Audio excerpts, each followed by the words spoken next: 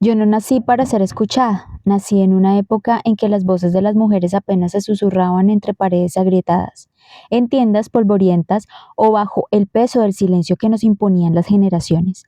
Pero fue Dios, y solo Dios, quien decidió que yo no sería una sombra entre tantas, sino un faro en medio del caos.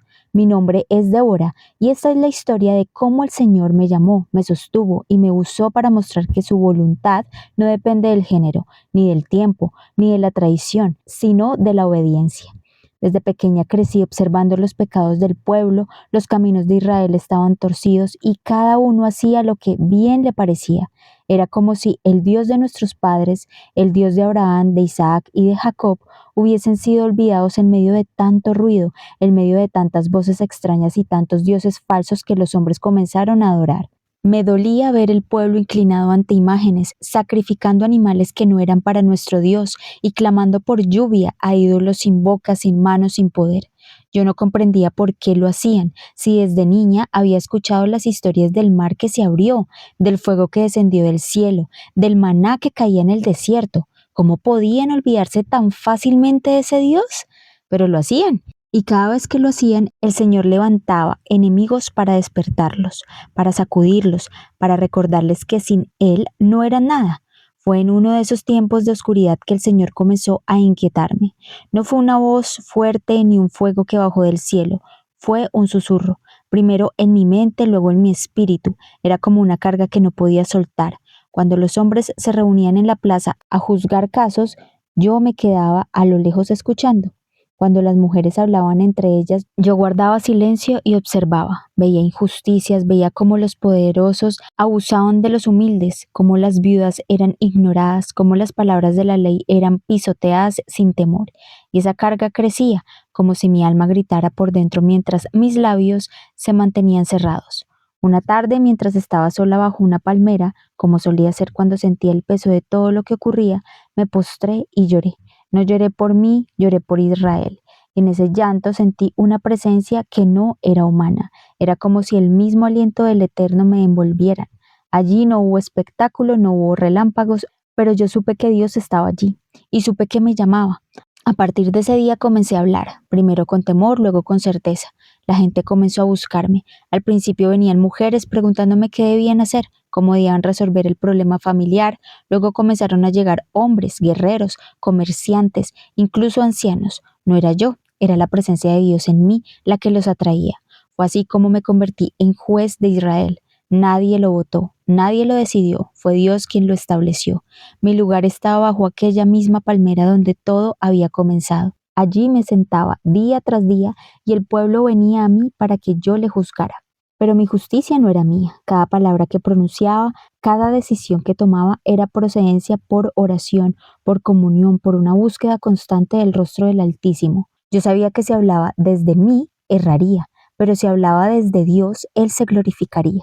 Fueron años de lucha, porque aunque el pueblo venía a mí, muchos aún dudaban, me miraban con recelo, como si fuera extraño que una mujer pudiera hablar con la autoridad de Dios. Algunos me probaban, me hacían preguntas capciosas, queriendo hacerme caer, pero el Espíritu del Señor me sostenía. Un día la voz del Señor vino a mí más fuerte que nunca. Me habló de un hombre, Barak, hijo de Abinoam.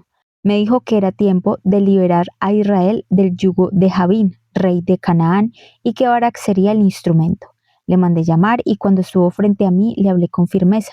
¿Acaso no te ha mandado Jehová Dios de Israel diciendo, ve, junta a tu gente en el monte de Tabor y toma contigo 10,000 hombres? Barak bajó la cabeza.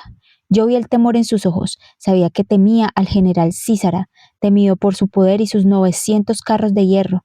Barak no era cobarde, pero había sido criado en un tiempo donde los hombres confiaban más en el metal que en el Dios de los ejércitos. Me sorprendió cuando dijo, si tú vas conmigo, yo iré, pero si no vas conmigo, no iré. Era una mezcla de honra y debilidad. No debía necesitarme, debía necesitar a Dios, pero también entendí que mi presencia para él representaba la certeza de que Dios iba adelante. Le respondí con dolor, pero con verdad. Iré contigo, pero no será tuya la gloria de la jornada que emprendas, porque en manos de una mujer entregará Jehová a Sísara. Y así fue. Yo no empuñé espada, no monté caballo, pero oré. Mientras Barak reunía a sus hombres, lloraba. Mientras el enemigo se acercaba, yo clamaba. En el momento en que comenzó la batalla, el Señor mismo trastornó al enemigo.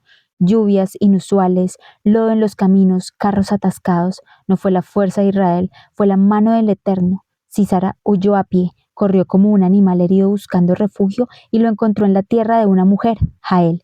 Ella no era guerrera, no era jueza, no era profetisa, pero Dios también la usó. Con una estaca y un martillo le dio fin al opresor.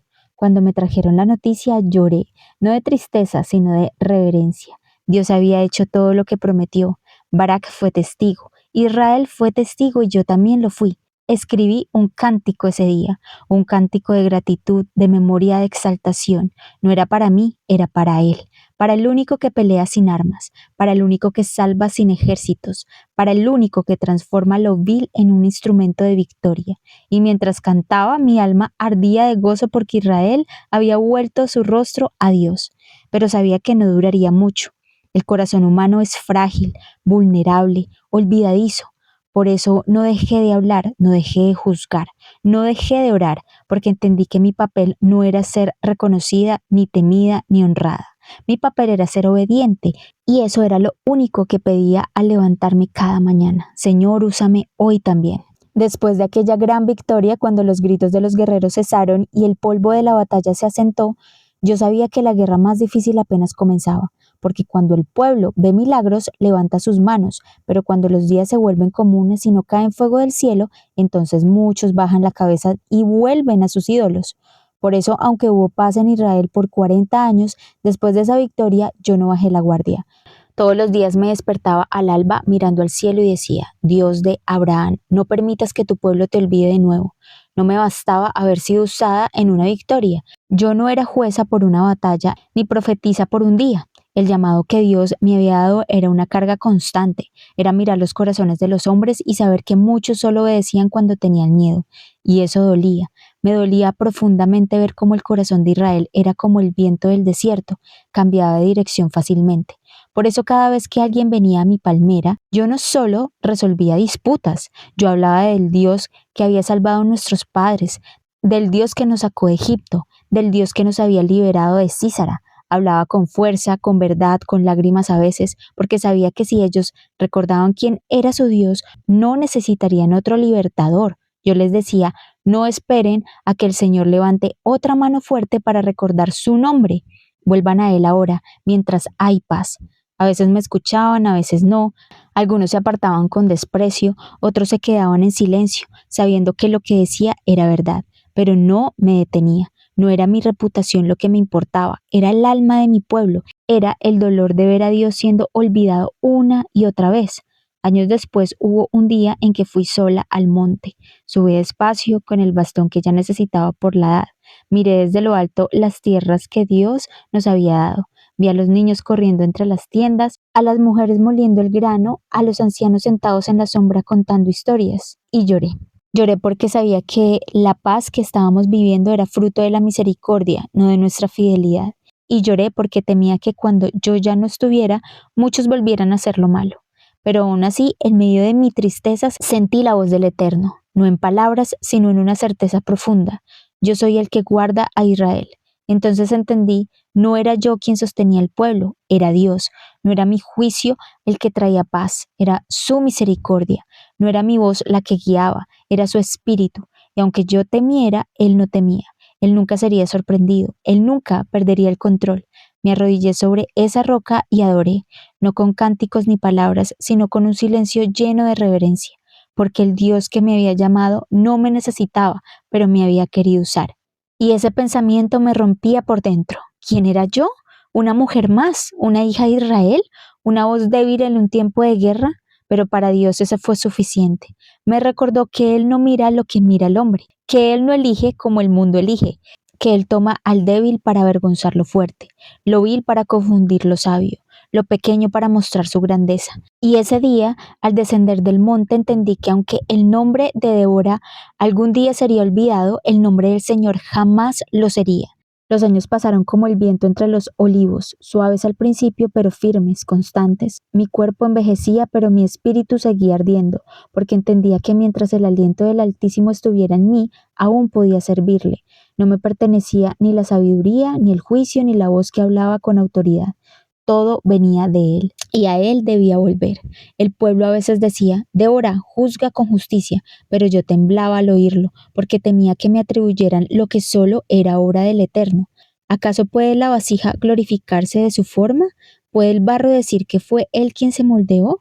Yo era solo eso, barro en las manos del alfarero, y cada vez que alguien me agradecía por un consejo o una resolución, levantaba mis ojos y en mi interior decía: a ti, oh Dios, sea la gloria, porque si tú no me hubieras llamado, si tú no me hubieras sostenido, si tú no me hubieras llenado de tu espíritu, yo sería una mujer más, sin palabras, sin propósito, sin fruto. No era yo quien hablaba, era el Dios de Israel quien me manifestaba en medio del pueblo a través de una voz que eligió ser obediente, y eso me mantenía humilde, porque sabía que si un día me enorgullecía, también sería Él quien me bajaría. Lo había visto hacer con otros, sabía que el mismo Dios que exalta también puede humillar, pero su misericordia es tan grande que cuando encuentra un corazón dispuesto, lo usa como canal de bendición. Y yo vivía cada día con esa convicción, ser un canal. Una mañana, cuando los rayos del sol apenas tocaban las tiendas, me desperté con un susurro en el alma.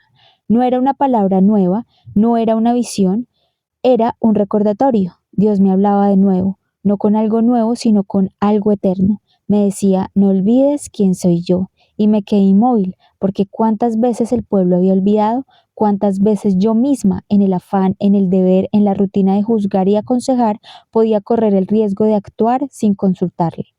Pero esa voz fue clara: no olvides quién soy yo. Entonces salí, busqué una piedra grande y la levanté como altar. Allí me postré, no para pedir nada, sino para adorarlo. No porque él necesitara mi adoración, sino porque mi alma necesitaba recordarle que él era, es y será por siempre el único Dios. En esa piedra, con lágrimas en los ojos, le dije: Señor, si algún día mi nombre es olvidado, que tu nombre siga siendo proclamado.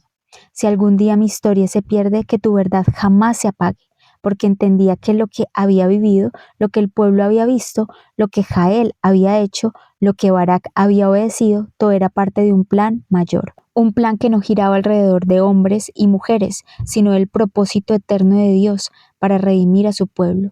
Incluso nuestras victorias más grandes eran solo reflejos del poder. Las batallas ganadas eran testimonio de su fidelidad. Las decisiones sabias eran productos de su espíritu. No había nada que pudiera atribuirme.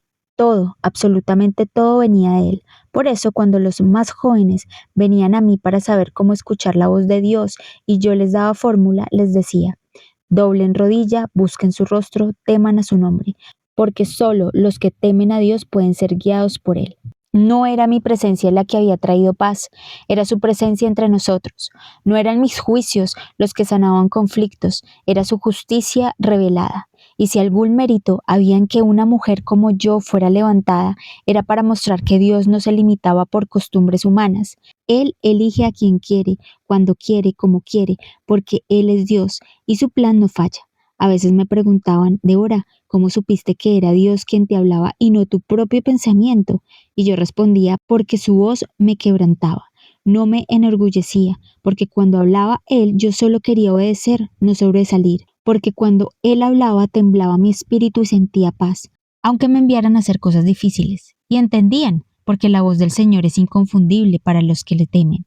Esa fue mi vida, no una vida de conquistas, sino de entrega. No una vida de grandezas humanas, de aplausos, sino de redención. No fue lo que hice, fue lo que Dios hizo en un corazón que se atrevió a decir: heme aquí. Y cada vez que miraba atrás, no veía logros, veía milagros. Veía cómo Dios levantó a un pueblo oprimido y lo hizo cantar. Veía cómo Dios usó a una mujer para liberar y a otra para vencer y a un hombre temeroso para comandar. Veía cómo Él, solo Él, escribió una historia que nadie esperaba, pero que todos necesitaban, y eso bastaba para seguir confiando, porque si lo había hecho antes, lo haría otra vez.